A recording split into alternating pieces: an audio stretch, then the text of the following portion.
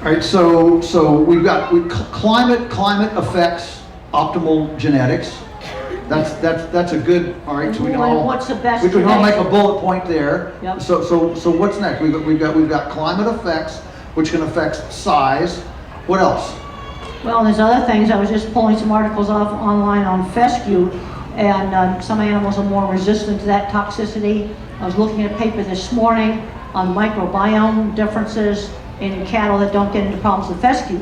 Now the problem with that, the paper that I've got out right now out of the book table that I looked up this morning, is if you breed the fescue to get rid of the endophyte, it makes the fescue plant weaker. You see, it's a symbiotic relationship. That's a real common kind of grass. You got to use it right, or you're going to have. So things like that, things like, let's say, fescue toxicity. I went to a wonderful ranch that was on fescue, and they had a lot of crossbred cattle there. So your position. Missouri, yeah. I'm not saying that you shouldn't use purebreds. I'm not saying that, but I just look at this ranch, a very, very progressive ranch, doing rotational grazing like every 4 to 11 days, depending on the growth. And I saw a lot of mixtures, maybe tiny touch of Brahma, but extremely tiny. But they got a mixture of different kinds of cattle out there that were. And they were thriving. And they were doing really well.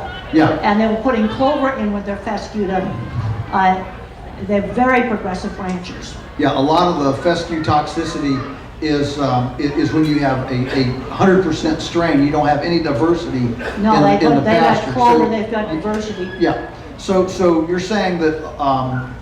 So we've got the climate changes. We've got feedstock or dietary things, some of which carry a genetic. So you're looking at overall There's some performance. genetics. There's overall also performance. something going on with the microbiome. And I just looked at this paper this morning on the hotel's computer. I managed to get the Fairfield wallpaper off of it. I looked up the weather, and then the address box came up, and I went www.google.com. And I just looked up these papers this morning. She doesn't quit, does she? Like a little energizer. There's a little wind-up switch back here. I just wind her up. Now, when you're now being a visual thinker, I'm now seeing the pink Energizer bunny. And when you said that. So I'm also seeing a crazy ad from the 50s for Timex watches, where they strap a watch to the propeller of an outboard motor, and it survives. It takes a licking and keeps on kicking.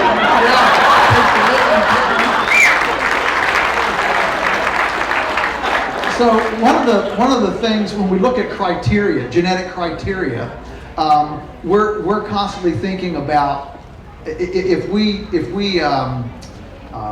could boil that down to kind of something, because many of us we're kind of new in this business. We're just not sure what to do, and I've heard people that I respect, and I just like to get your take on it as another person that I respect a lot.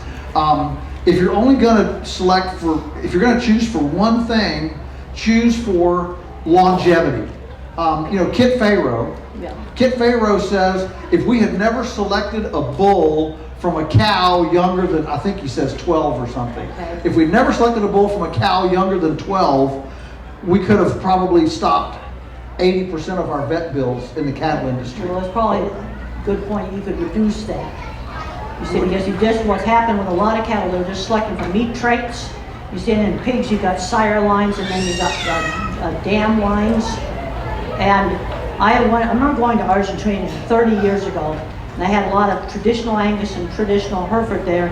Every piece of meat I had was tender. Then they started getting our bull semen. It did not improve their meat quality. You got a lot of bigger animals. And this is just stuff I found. Now that stuff I had at the airport that was tender 30 years ago from some little stand, now a lot more tougher meat. See, I don't think just taking our bull semen was the best thing for some of those ranchers to do. Right.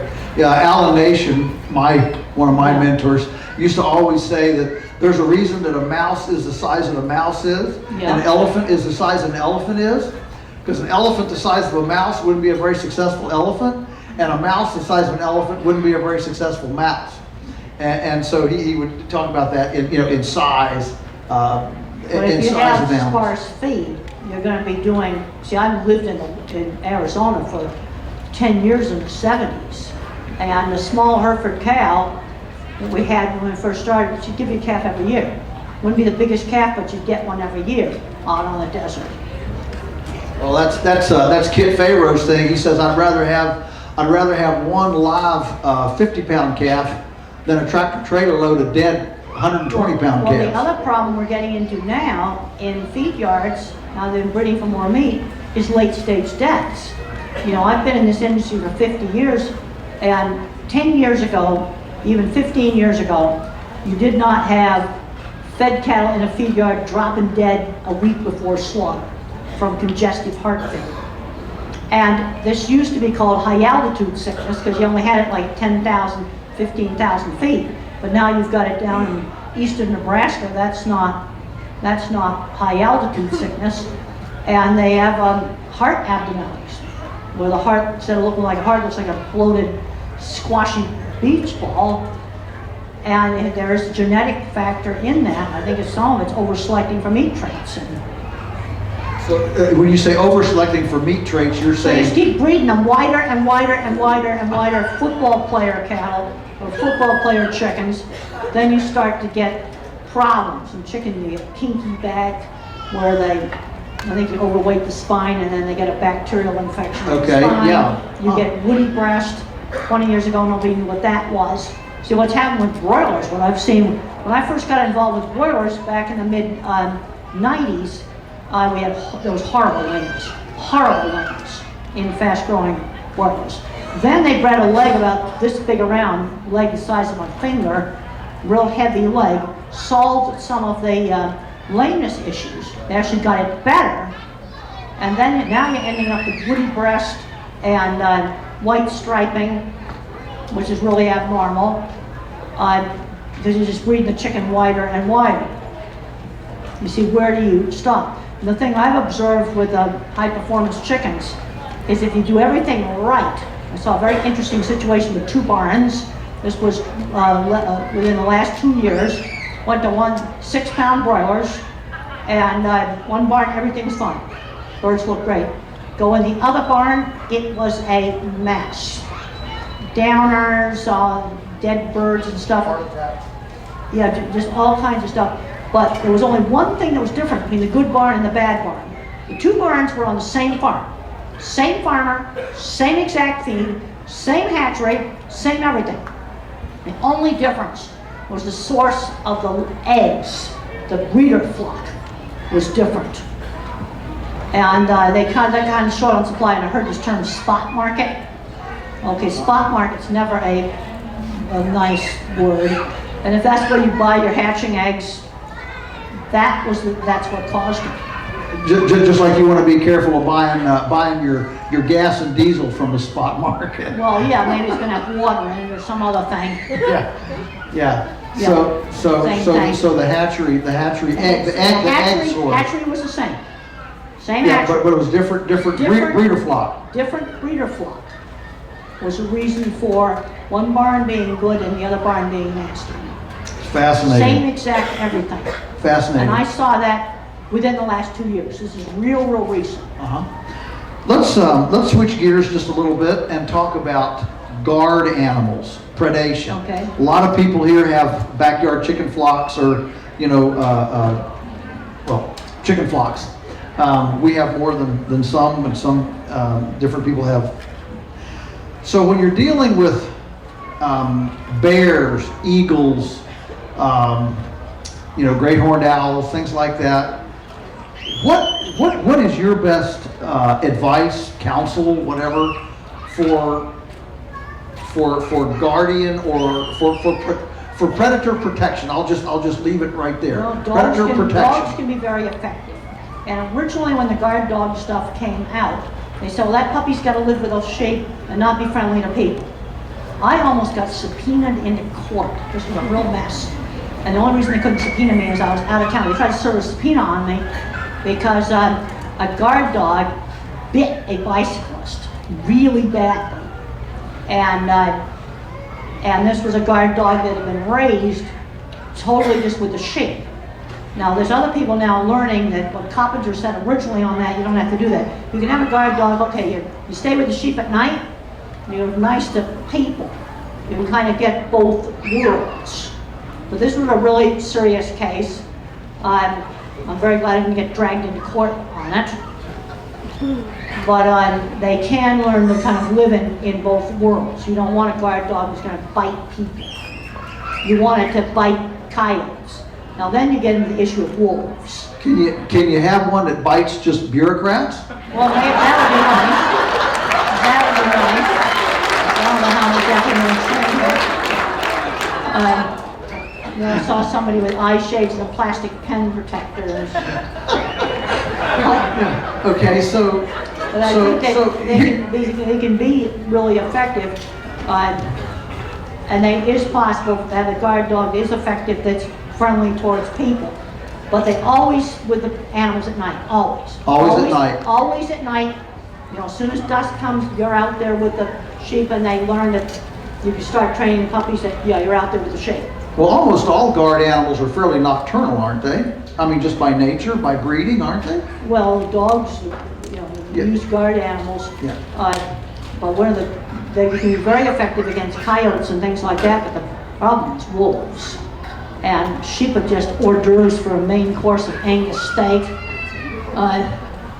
Okay, so that's dogs. What else? What other guardian? What other llamas, guard llamas? People have used llamas, you know, and that can work.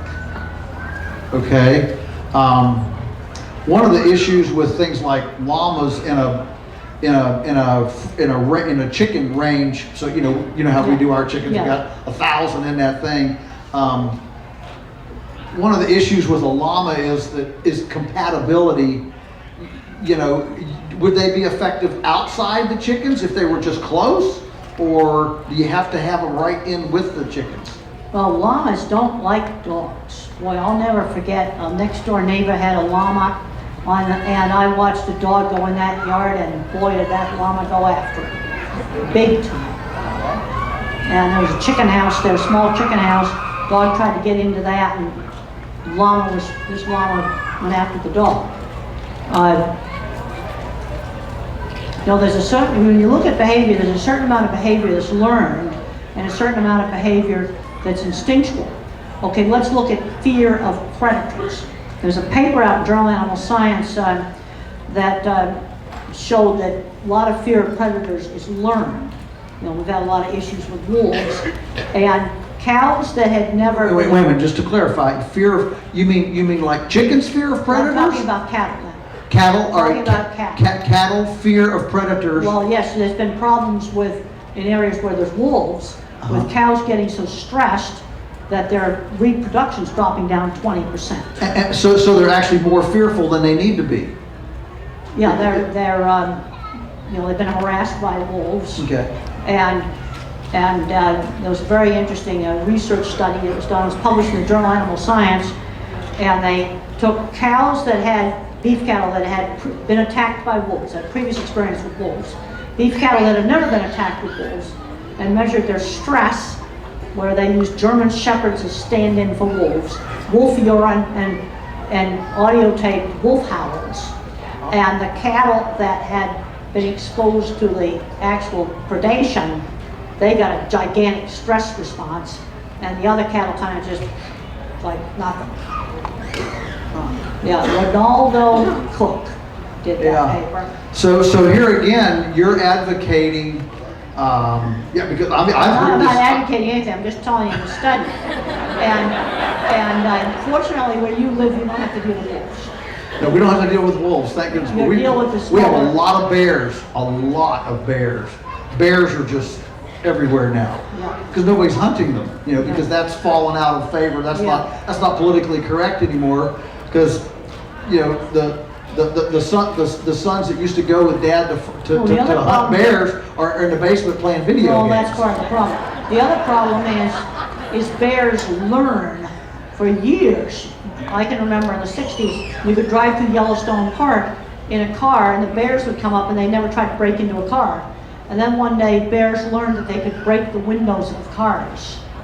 And once they learn that kind of stuff, they teach the others. They don't unlearn it. It's kind of the 100th monkey thing. The 100th monkey, then They've learned they tip can over. tear the doors off of houses. It's like cardboard. See, for a long time, they didn't know that they had the power to do stuff like that. Yeah. So okay, so we've got dogs, we've got llamas. What else? Are there any other guardian animals that you're familiar with? Well, those are the main ones. Yeah. Well, I mean, we've used geese. We've used geese with chickens. Okay. And you'll appreciate this. What we've found is that about this is not scientific. There's no paper, Okay. but about 1 in 5 geese has the temperament to be a guard animal. Well, you see, that's genetic differences. You know, there's genetic differences in aggression. Okay, between you know, boldness and timidity. Yeah, that's right. There's differences, genetic differences. You know, I showed you those foxes. And you had snarly, just regular fur farm dogs, take your hand off. They've red real gentle ones that will lick your hand, but they turned into like border collie-like dogs. But they also, the student of Belly F, selected a line of real nasty foxes that were worse than the original. So traits like aggression, there's a heritable component there. But then also the exploration trait. For example, some cattle are going to go out and graze a lot of pasture. This was studied down at New Mexico State University with GPS collars on Angus cattle. And some Angus cattle would go out and graze lots and lots of pasture. And other Angus cattle just laid around the water hole. And this was a genetic difference in the seek trait, the exploration trait. That is so fascinating because, you know, we run these egg mobiles, and what we see are chickens. You know, I open the door in the morning, move it, you know, behind the cows, open the door, and there are chickens that are always waiting at the door, ready to run out. Yep. And then when I get the water set up and go around and open the nest boxes, there's always another group that never went out. They're just That's differences in the behavior. That's yeah. because they're in exactly the same environment, and there are genetic Yeah, differences so in behavior. so what we have, we go gather the eggs, and you've got eggs that are almost an orange yolk, you know, a really nice, vibrant colored Yeah. orange yolk, and then you've got yolks that are pale. And those are the birds that didn't go out and eat grass and No, bugs they and just all eat that. they just eat the commercial feed. They're just eating the commercial And they're feed. too lazy to go outside. So too lazy. So yeah, we call them welfare chickens. So my question to you is, if you were me and I want chickens that when I go in to let down the nest you could boxes. select for that trait of the ones that go outside. But I want to warn you, let's say you select for that trait too much. There'll be something linked to that would be a nasty surprise. If you over-select for any single trait, sometimes bad things can happen. Like, who would have ever That's dreamed? a warning for all of us, isn't it? I mean, you know, what could be worse than having a chicken that wants to go eat bugs? Yeah. But you're saying if that's the only thing you're selecting for, like yolk color and maybe she won't have as many eggs. maybe Yeah, see, I don't know. Maybe. I don't know. Right. Oh, that is such a that's There's profound. always a price. I like to look at genetic selection sort of like a national economy. Everything takes energy. So if I put everything into, let's say, lots of eggs, or meat, or milk, then I shortchange repro. Let's look at the modern dairy cow. She can't hardly breed her. Right. There's leg problems in cattle selected for meat. Same thing with pigs. But then the other thing is resistance to disease. That also takes energy. So people go, oh, we're going to use genetic engineering and we're going to just override the whole thing. Well, let's say you did that. You're going to need a feed IV to feed that animal because everything takes energy. Nothing's free. So you're saying even my idea of let's just take old, take Kit Pharaoh's idea, let's just take old. If that's how we make the choice, we might get to a point where production is so poor they don't pay the feed bill. Well, that's the problem. You see, what's the balance between productivity and robustness? Right. Basically. You see, that is the kind of trade-off. And I think a lot of older, when you think about all the animals, we have all the different kinds of dogs, different kinds of chickens, different kinds of cattle that were all bred before anybody knew anything about genetics. And I think that, the visual thinker kind of just looks at, they see that. But I've looked at genetics textbooks and it's all math. There isn't a single picture of an animal in the book. It's all probabilities and EPGs.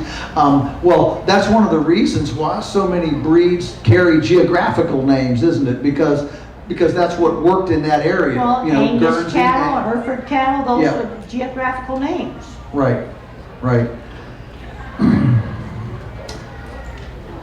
I'm gonna switch gears just a little bit. We're doing okay. We got about 20 minutes. Okay, all right. Let me ask you. I'm just having more fun than anybody should be able to have up here. I mean, this is like. Oh, and then of course This is gold. we're going to sell books afterwards. Yeah. So visit our bookstore right out there. Yeah, we both got books to sell. Greedy capitalist here. Yeah.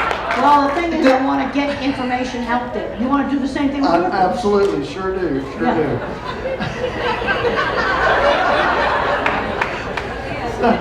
So, is it okay if we kind of just continue this, or does somebody have burning questions that we're not? Are we okay to just continue this thread right on through? Okay, all right. Okay, all right. I've got a couple kind of practical production questions, like pigs. Do people get really on their high horse about certain things, like a chicken needs a roost? Well, I found out that a lot of chickens don't roost. Okay, let me tell you about broilers. Okay. Regular perches don't work very well for broilers. Right. But what works well for broilers is like little ramp things. This is for indoor broilers. Little ramps so they can climb up on and hide under. But a regular perch, they don't use them. The bird's too heavy. But they like stuff to climb. They want things to climb up on at night and things to hide under. Because this is an animal that when it lived in the wild, it would want to hide from the hawks and from the predators. There's been some interesting stuff done in what they call choice lighting, where you light up the feed line really bright, and then the birds like to hang around in the shadows. Also, for your outdoor chickens, you got to have enough little shrubs and things so that they can always go and find a shelter. But for broilers, just regular perches don't actually work very well. Yeah. Okay. All right. So broilers are one thing. So we got layers now. Layers are more active. Yeah, and layers are going to use perches. Yeah. So so again, I've got my backyard flock here. What is the minimal? I love this. So they want a place to go that's high. They want a place to go that they can hide. They like to hide. What's the minimal kind of infrastructure to allow the chicken to express her chickenness? Well, can all the chickens at night perch up high? Is there room for them to do that? That's kind of a really basic minimum. Could all the birds at night perch up high where they like to perch? I saw a weirdest thing one time. I went to a university research farm, and there was a gap between the top of the part of the facility and the ceiling, and birds were wedging themselves in that because they could get up higher. And it was not very comfortable for them. They like to sleep high and then have places to hide during the daytime. But I would say you need to have enough perches so at night everybody's got a place high to perch on. Okay, You put a resource in, you want to have enough of it so that everybody can have it. Okay. Otherwise you get fights over it. Right. So the timid ones need a place to be able to go and get away. The others need their elevation. So on our place, we have these 1,000-bird things. They can all perch, but some of them don't. Some of them just clump up in a huddle on the ground. And well, there's differences in the behavior. You see, you get biological. It's like Democrats and Republicans. Well, or it's something. like biological variation. You've got differences in behavior. That's fascinating. So Now, the bird that, let's say the point during- is, we don't need to train the birds that are sleeping on the ground. We don't need to go and train them to go on if they're happy there, they're happy there. Yeah, you see, and the thing is, you got no selection pressure. See, if there were predators out there, a fox would eat those Oh, chickens. yeah, They'd absolutely. eat those chickens right up. Absolutely. So in the wild, those birds wouldn't last. They're in a protected situation. They don't have to go up high. Right. Okay. All right. That's fair enough. How about another similar item is wallows for pigs? Well, when I was doing my PhD research, I had some indoor pigs that had lived on plastic floor. And we took them out on the grass next to the cornfield. There's a little mud hole. And my pigs went right in that, knew exactly what to do in that. So Even though they've never seen a mud hole before. Never seen it before. And it was in there flopping around. And I didn't even know there was a mud hole there. We just let them out on the grass, and there was a mud hole. And the pigs found it. They found it. Now, there was I remember reading something about minks, that if a mink, they like to go in water, has experienced going in water, they really get stressed out when they don't have it. Now, if they've never found out how much wonderful that is, they're less stressed out. Okay. So if a pig, so that's the interesting nuance here. Yeah. So if one of the problems with wallows, They're a mess. yeah, Disease. they're a mess. But now the pigs don't defecate in their wallow usually. Do you? But what I found in defecation patterns, every once in a while, like on an indoor farm, you get a pen of slobs. Right. And they just crap all over everything, where most of the other pens do it in one corner. Yeah, our pigs, we always feel like they kind of select, they're kind of fastidious. Well, they that are. way. They tend to not. They tend to select a They spot. tend to just poop in one spot. But then every once in a while, you get some slobs that don't do that. Just, yeah, okay. Slop. When you see the pigs the chickens that just huddle on the floor, Yeah. those wouldn't live very long in the wild. Fox is gonna eat them right up. That's right. That's right. So in an outdoor setting, I mean, I'm using my my privilege here of being with you to find out some stuff for me. We've been accused. We don't always give the pigs a wallow in their outdoor, but they have shade, they have green material, they have place to run. The problem with managing wallows is just such a mess. Yeah. And the other thing I've seen with some of these pig outdoor things, they overgraze the pasture and it's turned into moonscape. Yeah. I'll never forget a train ride I did in the UK where I got to see the backside of some of those farms. It was a moonscape. Yeah. There wasn't one blade of grass on the place. The pigs had just trashed it. Yeah, I had a guy call me from Arkansas, and he was selling pigs to New York chefs. This is when, remember a few years ago, about 7 or 8 years ago, the culinary world was, going nuts over Berkshire pigs. Yes, Berkshire, I remember remember. that? I remember. All the chefs, Berkshire pigs. So this guy had Berkshire pigs, and he called me. This was February. All right, Yeah, February. He calls okay. me. Says, I'm going to talk about this, this pastured pig thing. I said, okay. So how many pigs do you have? He said, I've got about 300 out there. I said, oh, how big of area? Oh, they're in about 1.5 acres. I said, now this is February. I said, so how long have they been there? Well, they've been there for about 3 months. And I said, well, you have a moonscape mud hole. He said, oh, absolutely. He said it's an ecological disaster, but they're Berkshires, and the New York chefs don't care as long as they're Berkshires. Well, this gets into welfare auditing. And I get asked lots of times, what are some of the things I've done I'm the most proud of? And working on welfare auditing programs. Now, I started out with the slaughter plants. We measured 5 simple things. Never hang dead live cattle on the rail, stunning efficacy, slips and falls, vocalization during handling, and electric prod use. And then no acts of abuse. And by measuring these very simple things, we really greatly improve slaughter plants. And it's amazing what very simple improvements would do, like a non-slip flooring, unloading, stun box.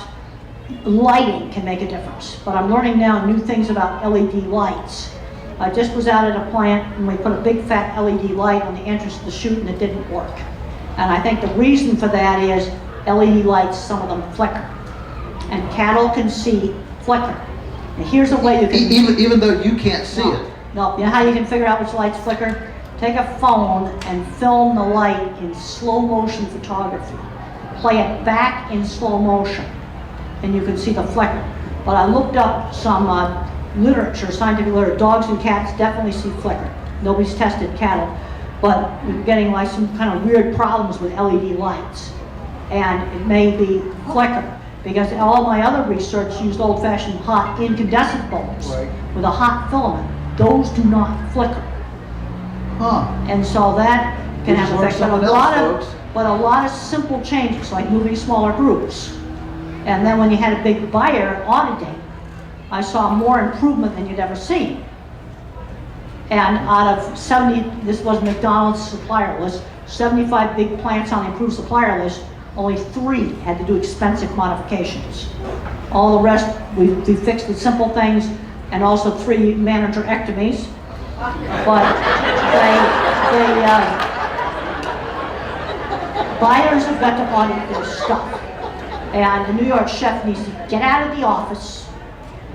And I have to say, I was with a client the other day who saw organic, skinny, horrible looking old dairy cows going into a plant. Saw these awful Wagyu. We had a little undercover boss moment there. These were organic Holstein dairy cows. They were bone racks. Certified organic. Sold at an auction. And this is very, very recent. This is now. Well, some of this stuff they think's good's not good. These cows were horrible. Right. So I'm gonna go to a spot that's probably as tight as I'm gonna push here a little bit. So animal welfare standards, on chickens.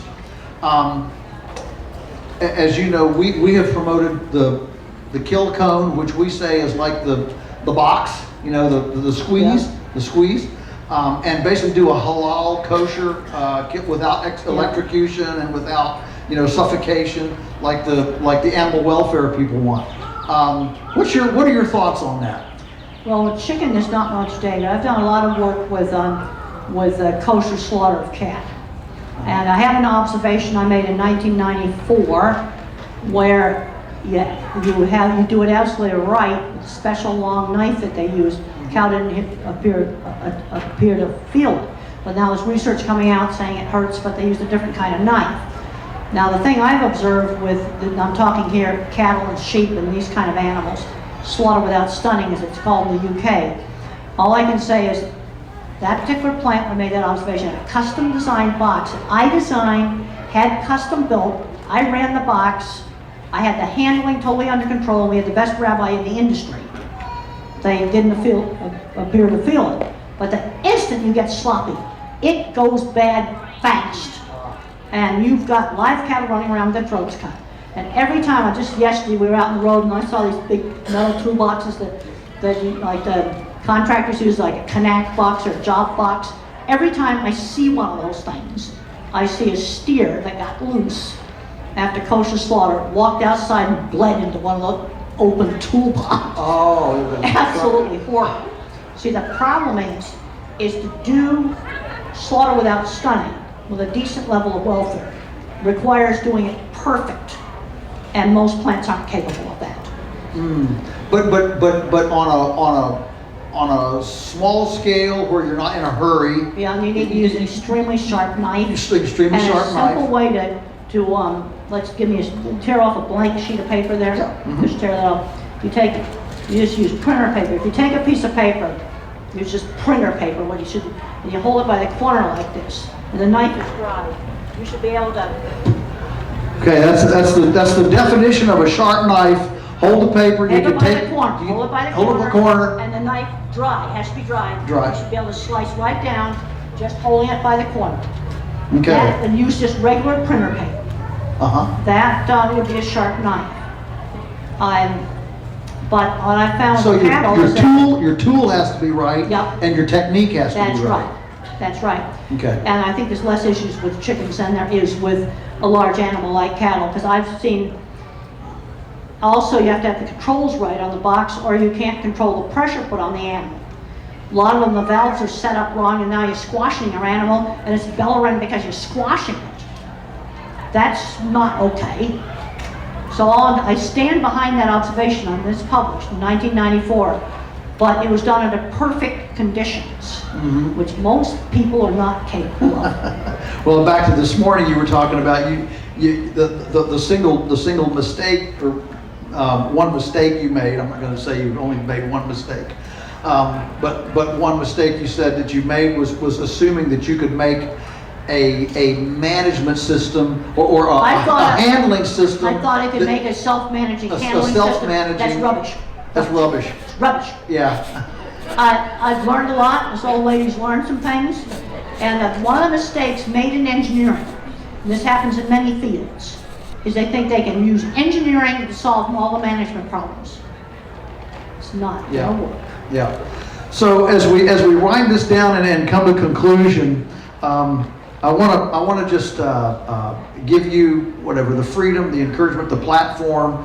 So I'm going to ask a question that if you were tomorrow named Secretary of Education for the United States, what would you do in the schools, the curriculum? Just let your I talk about that all the time.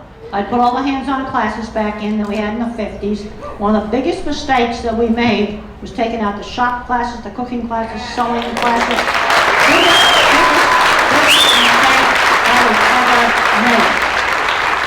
And we're losing, our visual thinkers are getting screened out by all the mathematics requirements.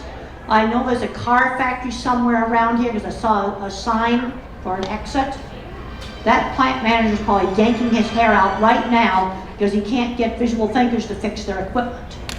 And I just was out at the plant the other day. We were trying to, figure out how to fix some equipment. I wanted a simple little hydraulic thing built. Should have been able to be done in-house. I don't think their shop can do it. See, the problem is the visual thinkers that can just make mechanical things are retiring out. And there's a big issue with skill loss. The state-of-the-art electronic chip-making machine comes from Holland, even though we invented it, because they have kept the shop classes, and you kind of go more technical route. Well, they have an apprentice program, don't they? Germany, right. Germany has an apprentice program. That's the reason why the machine that makes the N95 mask fabric I think is from Germany. The glass walls on the Steve Jobs Theater are from Italy and Germany. And this is part of the stuff is in my new book on visual thinking. There's companies that just do logistics, supply chain management stuff. A lot of those are based in Europe because we've stuck our nose up at skilled trade stuff and we're starting to pay for it now, big time. And it's something I'm very concerned about because the kids now, we need to fix things and invent things. They're playing video games in the basement when they ought to be over there at a car factory and keeping it running. You see, there is a relationship here. And this is something the age I'm at now, I'm very, very interested in talking about this. But I can't do algebra, never have passed algebra. But I went to school 60 years ago when the math requirements were not as stringent. But we are losing skills. Another thing I want to talk about before we finish up is little guys innovate. And I think I mentioned this morning, it's something like probiotics for poultry. 15 years ago, 20 years ago, the poultry industry stuck their nose up at that. And then at the poultry show, just before COVID shut it down, now they're doing probiotics. So things that we develop here with regenerative agriculture can get picked up by big agriculture. And this brings up one final thought. 5 years ago, I was teaching my class right after we had a flood. And I had to go way around the flood to get home from the airport. I go, big is not bad, it's fragile. This is the problem. If you have a concentrated supply chain, I don't care if it's chips, baby formula, single plant went down, and the shelves were stripped. You see, this is an example of big is fragile. And it gives you economy, you can do it cheaply, you can do it quality up. When you break it, it's bad. You have a more distributed supply chain, it's more expensive, but if you break it, it doesn't fall apart. Yeah, if in 2020, instead of having 150 5,000 person centralized processing facilities, if we had 150,000 20 to 50 employee, Yep. you know, neighborhood-based processing facilities, you know, canneries, That's right. slaughterhouses, cheese factories, whatever. Think of how we could have ridden out 2020 much better. Well, let's look at the than- messes we had. 2 big plants shut down, 300,000 head of pigs had to be destroyed on the farm in the upper Midwest. That was a gigantic mess. That was just horrible. And the thing is, a small operator can't compete head-to-head with big. You have to be in a niche. And I think a good model is our beer industry where I live in Fort Collins. We've got a big Budweiser plant and all the little craft breweries. And they're coexisting because they don't directly compete. I want to end up with a thing I observed that I read about in plants. You take a primitive plant, the ginkgo. This has straight veins like this. If you rip the leaf, there's no alternate route for water and nutrients. You take a more modern plant, there's a more convoluted root. So if I tear the leaf, there's another route for nutrients. Well, the plant evolution went towards the more distributed supply chain. And so the ginkgo is now an anomaly It's an in the anomaly. plant kingdom, The ginkgo as rather than total anomaly. the other. Total anomaly. I've got a paper online on COVID-19 and the pork industry and welfare issues, and that ginkgo study is in that. It's a free access paper. But the problem is, big is fragile, and baby formula, single plant, and I don't know why it's been down for 3 months. I don't know what's going on with that. Yeah, But so, the shelves are still stripped. yeah, so Buckminster Fuller had something going Yeah. when he wrote the book Small is Beautiful, back, when he talked about it. You know, Harvard Business Review did a fascinating article, comparing commodities with craft. Commodities and craft, and what they deduced was, we talked about this before we got up here, was that that both sides, commodity and craft, can both be profitable Yes, and they viable can. businesses. Yes, they can. But what you can't do is, if you're in the commodity business, you can't cross over and try to be a craft. Doesn't And work, if, they and if you're in try. a craft business, you can't cross over and try to be a commodity. No, you can't. You have to You're stay within your they're absolutely right. realm, because they have totally different. Commodity is all about homogeneity, low margins, least cost producer. Craft is all about differentiation, That's high right. margins. That's right. You know, all That's those kinds right. of things. And So- when you break big, it's a mess. And electronic chips, Brad rented a really nice vehicle, for doing the books, and it has the thing where you can get the bird's eye view of the vehicle for backing up and stuff. They're only putting that in high-end cars right now because they can't get the chips for that feature. It's going on right now. And why am I following the chip industry, the electronics industry? Because there's parallels here. There are parallels. There's one big chip plant. If it goes down, it is going to be not pretty. Let's put it that way. Yeah, so this whole centralization, so part of this entire homesteading tsunami is all about decentralizing That's right. and democratizing access to information, production, processing, distribution, all those kinds of things. So we're all a part I of really it. also just want to finish up. We're going to have to finish up, Yeah. and then we'll be out at our book Yeah. tables. Yeah. But I'm seeing a lot of young people here, and I think that's really good. Yeah. And I think now, I'll be That's right. 75 this summer. Thing that I want to do is encourage young people to get out and do innovative things, get into great careers where you can do something that makes a positive difference. And the other thing that you have learned, let's stop throwing rocks at big. That doesn't really do you any good. I learned a long time ago, sell your own product. Sell your own product, and don't throw rocks at And the other don't guys. throw rocks at the other guy. That's really, really counterproductive. Folks, Temple Grandin, a U.S. treasure. Thank you all.